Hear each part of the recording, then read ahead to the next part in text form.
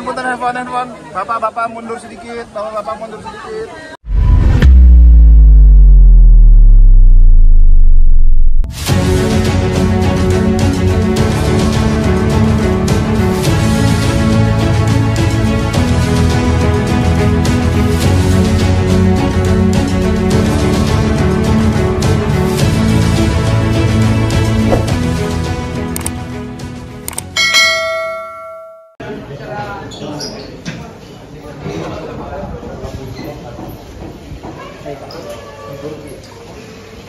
Cappuccino satu.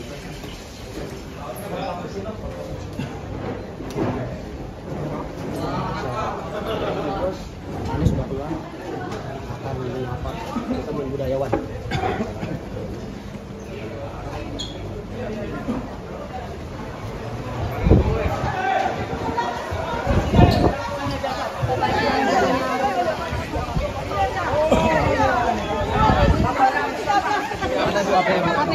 Punten, handphone. Bapak mundur sedikit, bapak mundur sedikit. Bu, foto rame-rame dulu, Bu. Foto rame-rame dulu, Bu. Foto sama-sama dulu, mundur. 3, 2, 1. Pak, tangannya Pak, awas Pak. 3, 2,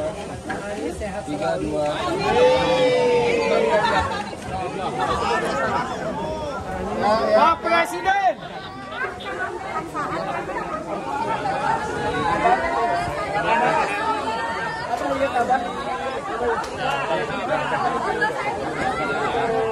Terima kasih ya, kasih jalan ya.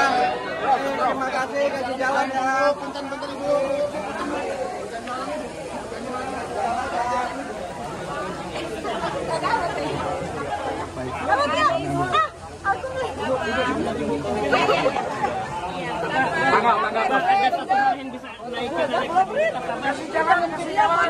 Jangan dihalangi Bu jalannya, Bu. Jangan dihalangi Bu jalannya, Bu. Gak apa-apa, tapi jangan dihalangi jalan Bapak. Punten. Bu jangan dihalangi, Bu. Punten, Bu. Gak apa-apa, tapi Bapak jangan dihalangi Bu jalannya, Bu. Punten, Bu. Bu. Jangan dihalangi jalannya, Bu. Udah langsung pekan lalu. Bapak sebentar. Bu, ini Bapak mau jalan, Bu ya. Jangan dihalangi, boleh foto. Bapak nanti Bapak jangan dihalangi. Punten, Bu.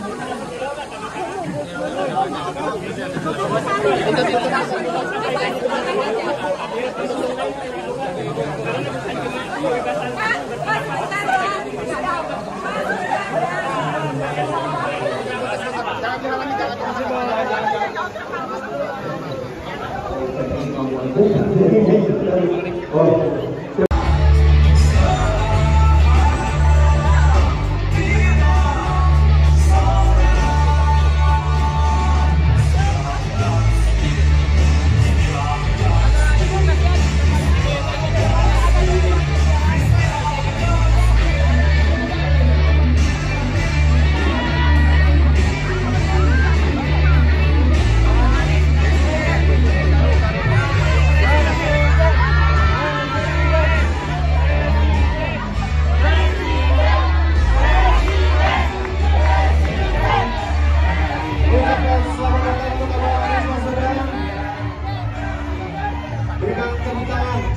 untuk yang kedua di Satu Guru ini.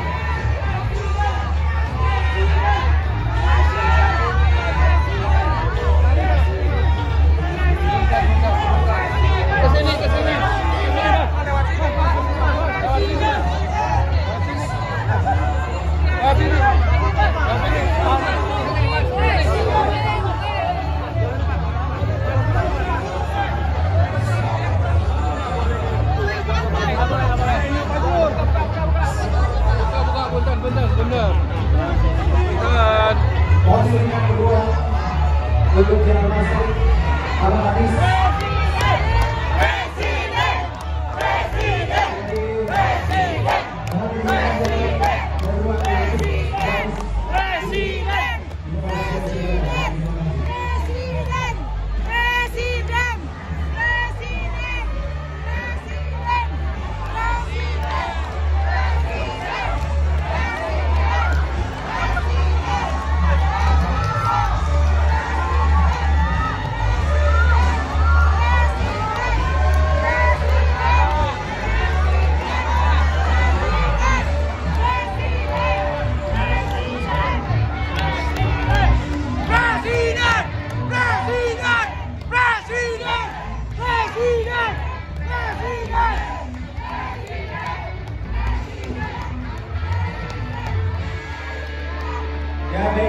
teman-teman mohon memberikan jalan dan juga ruang untuk Abah Anies Baswedan tempat yang sudah disediakan.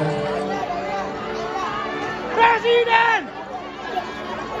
Sekali lagi terima kasih teman-teman untuk Abah Anies Baswedan yang sudah hadir di World Kota Olahraga. Dalam acara Gajah Berikut Abah Anies.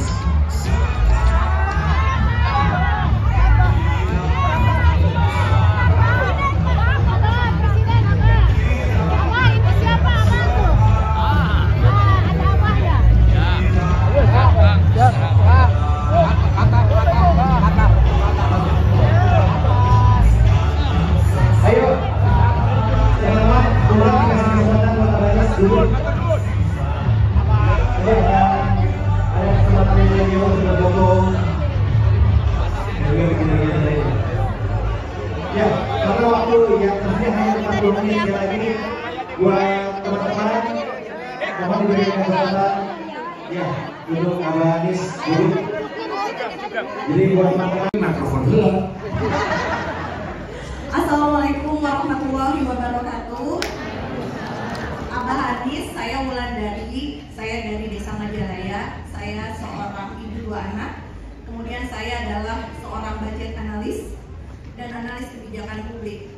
Dari 2007 saya menyelenggarakan melek anggaran publik untuk rakyat, namanya Sekolah Politik Anggaran, Pak. Dan itu bagaimana kedaulatan anggaran publik itu bisa menjadi kedaulatan rakyat. Yang sekarang ini kedaulatan anggaran itu hanya ada di kalangan oligarki. Dan di mana keputusan-keputusan anggaran rakyat nggak pernah ditanya, Bah, mana prioritas. Jadi kedaulatan anggaran itu adalah kedaulatan dari mulai proses, dari mulai perencanaan, kemudian penetapan anggaran, pelaksanaan, pertanggungjawaban, dan kedaulatan atas hasil. Jadi kita ini mau merencanakan pembangunan itu harus berdasarkan keinginan rakyat. Oke, Pak? Oh iya, ini Pak Anies, misi 3 Pak Anies mewujudkan keadilan ekologis. Ada 8 jalan perubahan.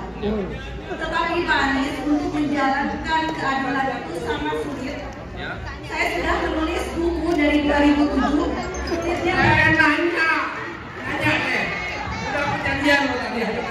Satu, bagaimana Bapak Anies mewujudkan keadilan ekologis di saat oligarki yang mengurus sumber-sumber daya alam itu sangat parah sekali dan merusak lingkungan. Apakah Bapak Anies bisa menegakkan lingkungan untuk para penjahat-penjahat lingkungan yang sekarang ada di oligarki? Siapa pemilik tambang sesungguhnya? Itu oligarki. Ada siapa di sana, kawan-kawan tahu? Siapa yang merusak lingkungan? Itu kaum oligarki juga. Siapa yang merusak lahan hutan? Itu oligarki juga. Terima kasih Teh Wulan. Ini bukunya dibawa lagi aja.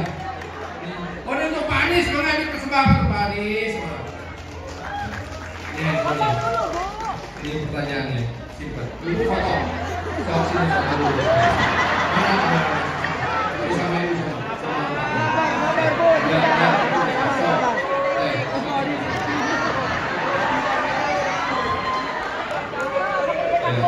Siap.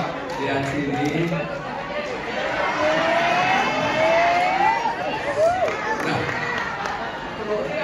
Ayo lakukan, ini kertasnya. Ya. Ini hasil riset. Mohon Teh Wulan, Mbak. Kalau mampu saya tulis. Maka Pak Anies.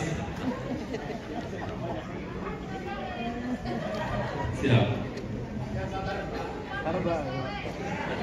Teh Wulan dah siap. Well.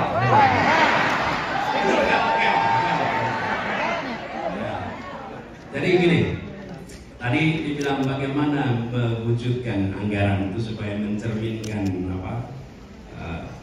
prinsip keadilan, kan kira-kira. ada prinsip keadilan diterjemahkan dalam bentuk program kampanye. Lalu setelah berada di pemegang kewenangan, kampanye itu harus diwujudkan dalam bentuk program pemerintah, gitu ya kira-kira. Ini salah satu hal yang kami bersyukur mengalaminya di Jakarta. Apa itu? Bapak sekalian, orang-orang yang terpilih lewat pilpres, pilkada, itu ketika masuk ke pemerintahan itu sendirian. Coba nih, terpilih jadi wali kota. Nanti insya Allah kalau kaparan terpilih jadi wali kota, dia masuk wali kota sendirian tuh. Wow.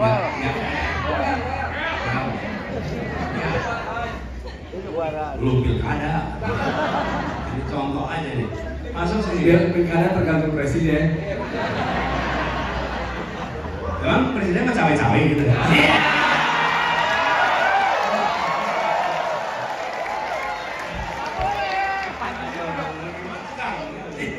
Siap, oke, balik lagi. Jangan sampai kalau ke sana harus netral, kalau ke sini nggak apa-apa nggak netral.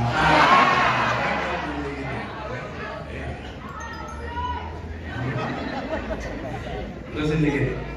Jadi apa yang dijanjikan, apa yang masuk sendirian, karena itu maksudnya begini, semua yang ada di dinas, kepala badan, dirjen itu adalah birokrasi yang menopang kepemimpinan sebelumnya. Jadi begitu bahwa sesuatu yang baru itu mudah sekali ditelan oleh birokrasi dan tidak jadi kebaruan. Karena itulah ketika kami kemarin memimpin Jakarta, kami membentuk yang namanya tim gubernur untuk percepatan pembangunan, TGOPP. Jumlahnya lebih dari 50 orang. Mereka menerjemahkan janji kampanye menjadi program, memastikan masuk dalam anggaran, memastikan jadi kegiatan, dan ada alat monitoringnya. Alat monitoring itu dikenal dengan istilah F8K. Itu kalau di DKI semua dengar F8K langsung siap, paham. F8K itu ada formulir 8 kolom. Dalam kolom-kolom 8 itu dimonitor setiap 2 minggu setiap bulan. Memastikan bahwa apa yang dikomitmenkan itu deliver. Jadi, janji itu diwujudkan dalam program, dijalankan. Pengalaman kami, kalau tidak ada itu, hilang di jalan. Pernah dulu ada yang punya janji A, B, C, D, F, G. Ketika di ujung nggak bisa terwujud. Kenapa? Karena masuk ke dalam mesin birokrasi yang mengerjakan dari tahun ke tahun itu terus. Nah itu juga nanti ketika kami bertugas bulan yang kami akan kerjakan. Kami ingin memastikan itu masuk bulan tadi, masuk ke dalam program yang kemudian muncul dalam aktivitas dalam anggaran. Karena kalau tidak, itu anggaran itu bisa digonta-ganti namanya, isinya sama, kegiatannya sama, dan itu ada ada praktek yang sudah tahu sama tahu bertahun-tahun. Jadi kalau melakukan perubahan masuk di situ. Nah, dari pengalaman kami melihat di Jakarta itu bisa terjadi. Apa yang muncul? Akibat itu program-program kita ini bisa terlaksana di Jakarta justru karena ada tim yang bergerak di situ, mengawasi tiap 2 mingguan. Itu satu. Itu yang kedua. Terkait dengan kekuatan yang ada. Tapi sekalian, menurut kami harus ada komunikasi yang baik untuk mengajak pada perubahan. Sebelum kita berbicara tentang akan berbenturan. Kenapa? Karena seringkali tidak ada komunikasi, tidak diajak bicara. Semua yang kita sebut sebagai raksasa itu kalau diajak bicara berpikir 2 kali. Jarang sekali mau berlawanan dengan negara. Masalahnya negaranya yang tidak pernah mau menegaskan sikapnya kepada mereka. Tanya korporasi mana yang mau tempur lawan negara? Kecil nggak ada. Korporasi itu ikut, masalahnya negaranya nggak jelas kemauannya apa. Apalagi kalau pegang negara sambil mikir besok saya pemilu, saya perlu uang, ngobrol yuk baik-baik yuk. Habis itu kemudian kompromi macam-macam. Kami pernah mengalami di Jakarta, di kawasan Cakung Cilincing itu ada Priok ke timur, ada satu kawasan yang melakukan loading unloading batu bara KBN. Itu debunya merusak lingkungan di sana. Merusak lingkungan. Kita bicara baik-baik, kita beritahu, tapi mereka merasa kami powerful, kami punya backing. Jadi peduli, dikasih peringatan sekali, 2 kali kan peduli. Sementara anak-anak di sana sakit, sekolah-sekolah di sana kita terganggu debu-debu dari batu bara, dan itu mengganggu pernapasan. Akhirnya kami sampai pada kesimpulan, mau ngetes negara, kami tunjukkan negara jangan pernah dicoba dites. Kenapa dites?